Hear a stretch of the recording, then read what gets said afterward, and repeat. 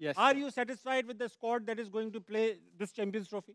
नहीं यार, कुछ कुछ प्लेयर्स थे जो हो सकते थे। जैसे मुझे जो मिसिंग पार्ट लगता है स्पिनर्स का लगता है, हर बंदा, इवन अवाम भी ये बात कर रही है। हम तो चले फिर प्लेयर्स हैं ना, आप अवाम से पूछेंगे तो वो यही कह रहे हैं कि ये जो बीच में एक स्पिनर्स, आप देखिए अब जो ट्राई नेशन सीरीज हुई है, थोड़ी कमी लगी। न्यूजीलैंड ने अपने स्पिनर्स की वजह से मैचेस बेशक। जीते हैं, तो जरूरत तो पड़ेगी, और स्पेशली दुबई में भी पड़ सकती है आपको, क्योंकि यूज विकेटें होंगी। हाँ। आईएलटी सारा उन विकेटों पे हुआ है, ठीक है। तो यू नेवर नो, क्योंकि कंडीशंस अब उधर ड्राई कंडीशंस हैं, तो स्पिनर्स की जरूरत पड़ सकती है। मुझे लगता है कि उसामा मीर, और अगर आप खुशदिल को लेके आ रहे थे, तो मुझे लगता है अगर उसामा भी आपके प्लान में नहीं था, तो फिर आप शदाब को रख सकते थे। सही तो बात। मुझे लगता है कि आपको बैटिंग भी दे सकता था, फिर जहाँ टर्न हो रहा है, लेग ब्रेक, फिर आपका एक पूरा फील्डर है, फील्डर है वो। तो फिर अगर आपने यही कुछ करना था, तो आप शदाब को या फिर ला सकते थे, वरना जेन्युइन स्पिनर मुझे लगता है कि उसामा की जगह बन सकती थी। ओके, अहमद भाई आपसे भी क्विकली ये इनपुट लूंगा।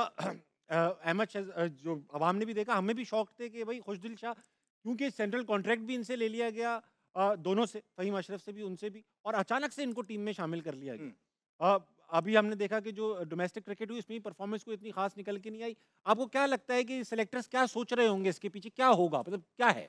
करंट फॉर्म देखिए, आइडियल सिनेरियो ये होता कि जो टीम, जिस तरह ही हम पिछले वर्ल्ड कप से फारिग हुए थे, हाँ। वहाँ पे एक जो अच्छे बोर्ड्स होते हैं वो अपनी टीम्स बनाना स्टार्ट कर देते हैं, वहाँ काम स्टार्ट हो जाता है। बेशक। तो आपने जो टीम पहले तो आप खिलाते रहे, वहाँ पे लड़कों को आपने जो यंगस्टर्स थे यूटिलाइज सही तरीके से नहीं किया। जिस तरह न्याजी था, उसको बॉल नहीं मिले, तैयब ताहिर स्क्वाड का हिस्सा है, उसको बॉल नहीं मिले, फैसल अकरम था, उसको बाहर निकाल दिया गया, उसामा मीर को कंट्रोवर्शियल करके आपने बाहर निकाल दिया, सुफियान मुकीम आया, उसको आपने मिलर के आगे छोड़ दिया, उसने एक ओवर में अब्बास 3 किधर है? छक्के मार दिए, और जो है ना अब्बास पे 1.5 साल अब हमने इन्वेस्ट तो किया। ये सारी चीजें जो आप साल जिसको लेके जा रहे थे, उसके बाद आपको एकदम ख्याल आया कि नहीं नहीं, ये तो आईसीसी चैंपियंस ट्रॉफी है, हमने तो सब कुछ बदलना है, क्या करें? अच्छा ये देखो जी, पूरी दुनिया में कहाँ क्रिकेट हो रही है जी, बीपीएल क्रिकेट हो रही है। अच्छा वहां पे कौन परफॉर्मेंस कर रहा है जी, ये भी कर रहा है, ये भी कर रहा है, ये भी कर रहा है, इन सबको ले आओ।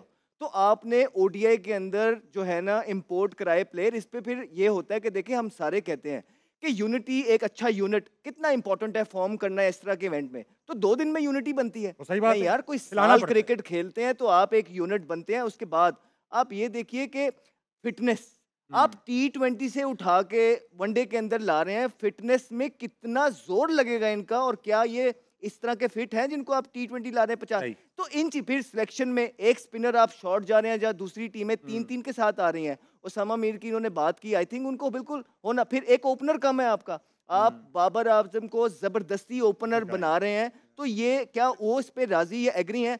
क्या ये टाइम ठीक था बाबर के लिए? देखिए T20 की उनकी जो परफॉर्मेंसेज हैं, मुझे लगता है कि वो दुनिया से पीछे रह गए। टेस्ट मैच में 22 इनिंगों में उनको कोई जो परफॉर्मेंस नहीं थी, उनको 23वीं इनिंग भी मिली, एक मैन ऑफ द मैच है टेस्ट में। लेकिन ओडीआई वो रूल करते हैं। ओडीआई में जितना कंसिस्टेंटली बाबर आजम ने परफॉर्मेंसेस की हैं, पाकिस्तान से बहुत कम की हैं।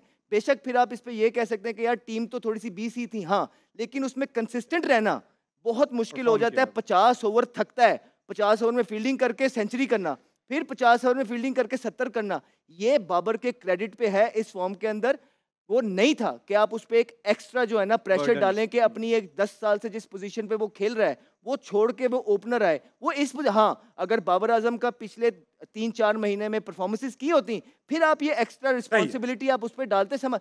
तो ये सारी चीजें हैं जिस पे बात हुई है। मैं ऑडियंस से बात करना चाहता हूं आमिर भाई, लेकिन एक सवाल आपसे मुख्तसर, क्योंकि इनके पास जाना है। ये हर टूर्नामेंट में, पिछले टूर्नामेंट में जब हम वर्ल्ड कप खेलने गए, आप भी थे, इमाद भी थे, एक आवाज आई कि यार इन दोनों को इसलिए शामिल किया गया है कि जब टूर्नामेंट खत्म हो जाए तो किसी पे इल्जाम धरने को कोई हो, स्केप गोट जिसे इंग्लिश में कहा जाता है। आपको लगता है फहीम अशरफ और जो खुशदिल हैं वो इस टूर्नामेंट की, खुदा ना खास्ता पाकिस्तान हार जाए तो ये स्केप गोट्स हैं? उन पे आएगी बंदूक, आएगी आएगी, क्योंकि देखें एक हवा तो चली हुई है ना उन दोनों पे कि क्यों आए, क्यों आए, क्यों आए, क्यों आए, लेकिन जो लेके आए उन पे चलनी चाहिए। मेरा ये है, जो लेके आए।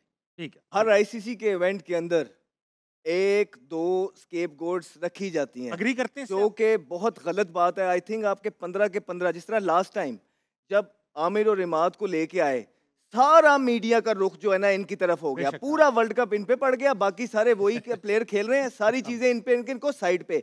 इसी तरह मार्केट में हमने आपको पहले भी बोला था, पिछली दफा भी 5 नाम ऐसे थे कि जिनकी मीम्स बनवाने का बोला हुआ, हर एक चीज हमने लास्ट टाइम बताई है। इस दफा भी आपने 2 से 3 इस तरह की सिलेक्शंस की हैं कि जिसको आप एग्जिट प्लान बनाएंगे, और जिन टीम्स के पास एग्जिट के प्लान होने लग जाए टूर्नामेंट जाने से अंदर, तो वो अपने चांसेस कम कर देती है, अपने रिसोर्सेज कम कर देती है।